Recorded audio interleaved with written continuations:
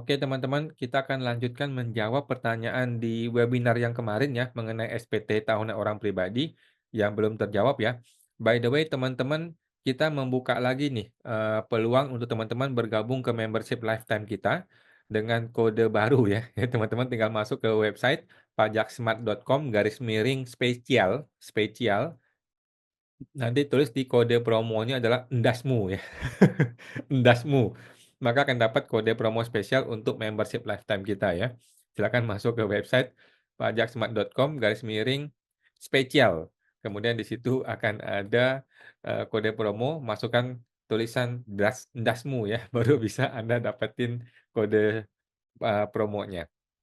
Oke, kita menjawab pertanyaan yang belum terjawab teman-teman ya, dari SPT orang pribadi. Teman-teman tinggal masuk ke sini, pajaksmart.com/SPTOP. Di situ akan ada file-file untuk SPT orang pribadi dan ini terbuka untuk semua ya teman-teman, silakan dipakai. Ini ada master 1770 untuk SPT tahunan orang pribadi. Oke, saya sudah buka di sini. Di pertanyaannya adalah yang belum terjawab ya, jika ada cicilan KPR, apakah dividen bisa untuk pelunasan KPR dan bisa termasuk investasi sehingga tidak kena pajak? Setahu saya bisa, ya. Tanah dan bangunan itu bisa, sebagai instrumen investasi. Jadi bisa ya, walaupun untuk bayar KPR harusnya bisa. Ada orang berpendapat bunganya harusnya nggak bisa, tetapi menurut gua bisa semualah. Kalau nggak ada bunga gimana lu bisa KPR, oke? Lanjut.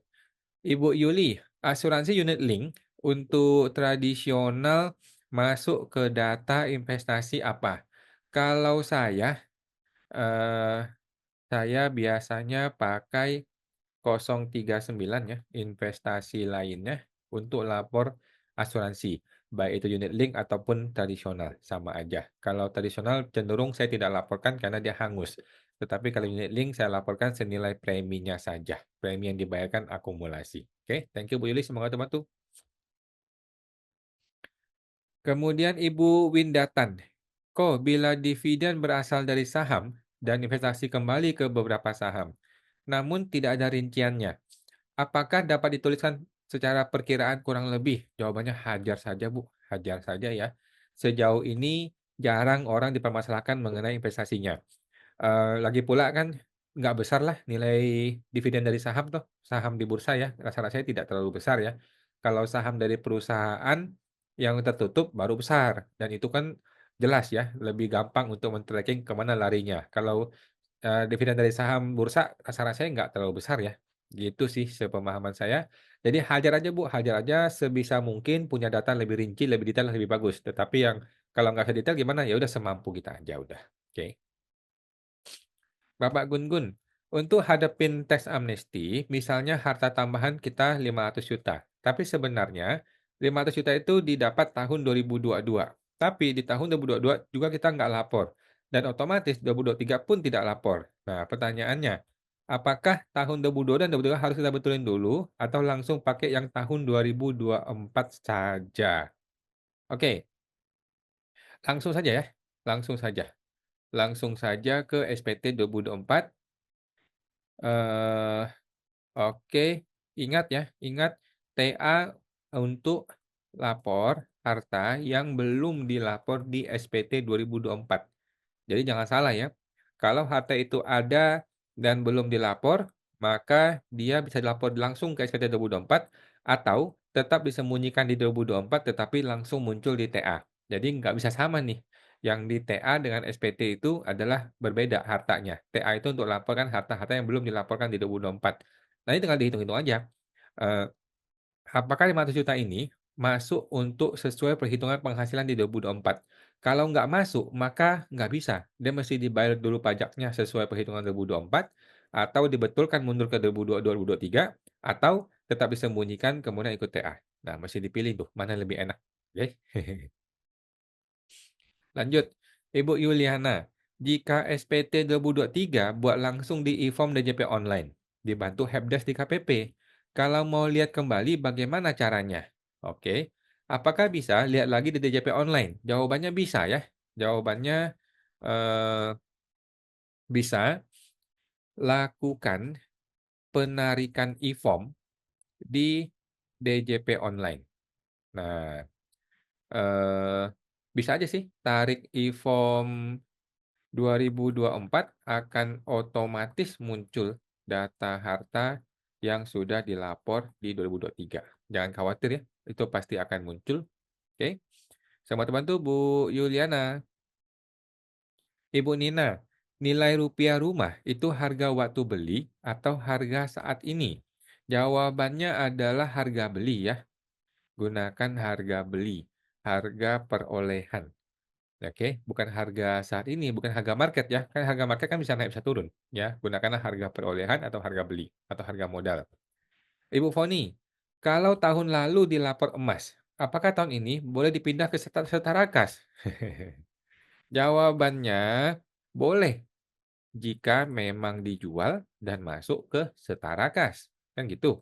Nah, ingat ya, jual emas akan ada kenaikan, akan ada keuntungan ya, keuntungan kena PPh, orang pribadi progresif, oke. Kalau tidak dijual atau memang emas itu fiktif, nah maka biarkan emas itu tetap terlapor di SPT tahunan, tidak perlu diapa-apain, oke. Thank you Bu Foni, semoga terbantu. Lanjut Ibu Claudia, dividen yang diinvestasikan ke instrumen pemerintah tidak perlu bayar 10%. Apakah termasuk deposito dan tabungan? Jawabannya iya. Atau harus surat utang negara? Jawabannya boleh ya. Jawabannya adalah eh, boleh deposito, boleh tabungan, boleh atau instrumen investasi apapun saham, kripto juga boleh. Kripto gua nggak yakin ya. Kalau saham pasti bisa. Oke, Bu Klau, semoga terbantu. Berapa lama evaluasi pajak wajib disimpan atau pajak bisa diperiksa mundur berapa lama? Jawabannya 5 tahun mundur. Jadi, sekarang itu kan Februari 2024, 2025 ya. Nah, maka, sudah cut off itu adalah Januari 2020. Jadi Januari 2020 sudah selesai. Nah, Februari 2020 masih bisa diperiksa. Kira-kira gitu ya, 5 tahun mundur. Oke. Bagaimana dengan hutang ke kakak yang cukup besar, hampir 5 miliar, tidak bayar bunga? Jawabannya tidak masalah ya, tidak masalah. Laporkan harta dan hutang di kedua pihak. Jadi di adik hutang ke kakak yang cukup besar. Oke, berarti kan kakak punya uang, kasih uang ke adik gitu ya. Nah, berarti di adik itu harta lapor mungkin uang 5M, mungkin bentuknya uang atau bentuknya rumah atau mobil atau apa ya. Kemudian hutang lapor 5M.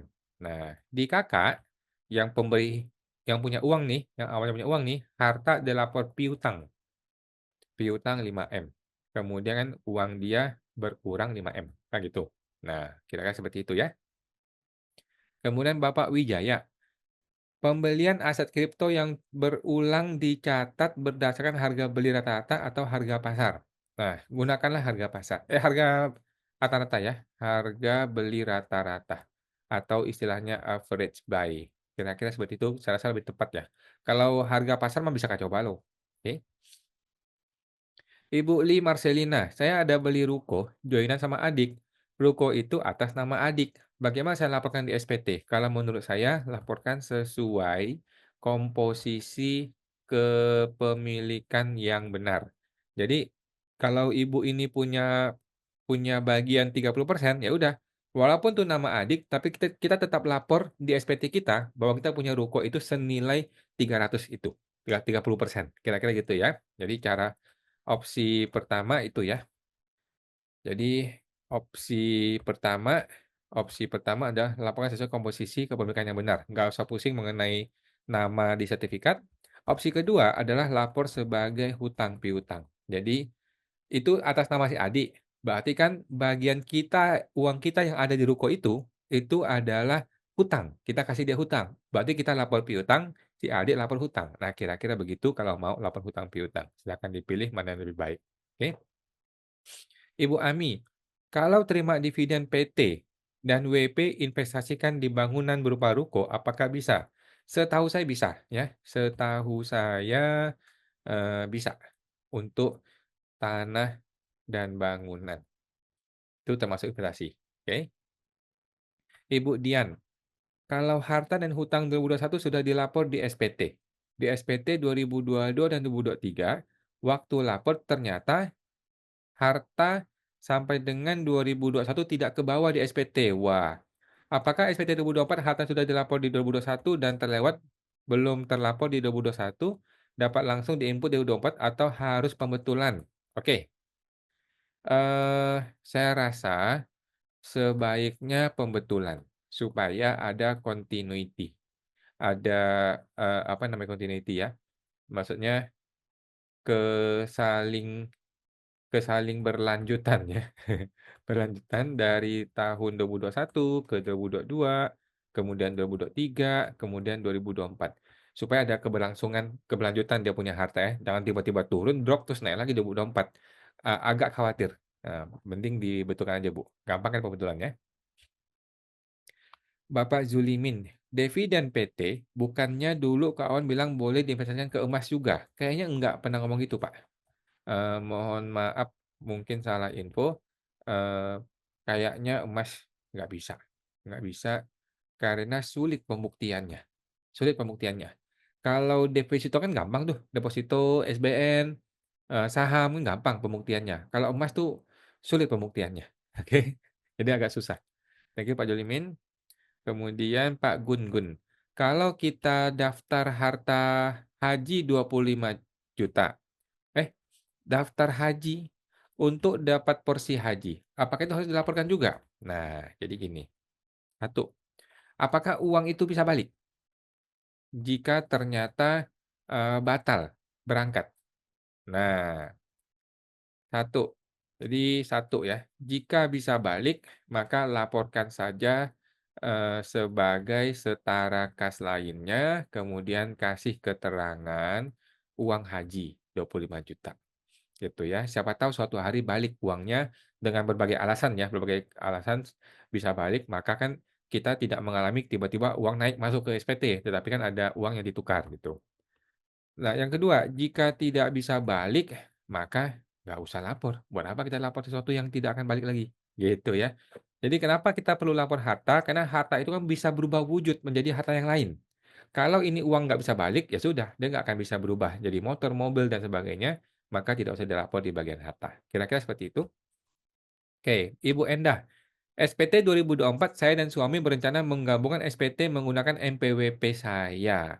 Namun, eh, saya dan suami mau digabung ke istri, oke.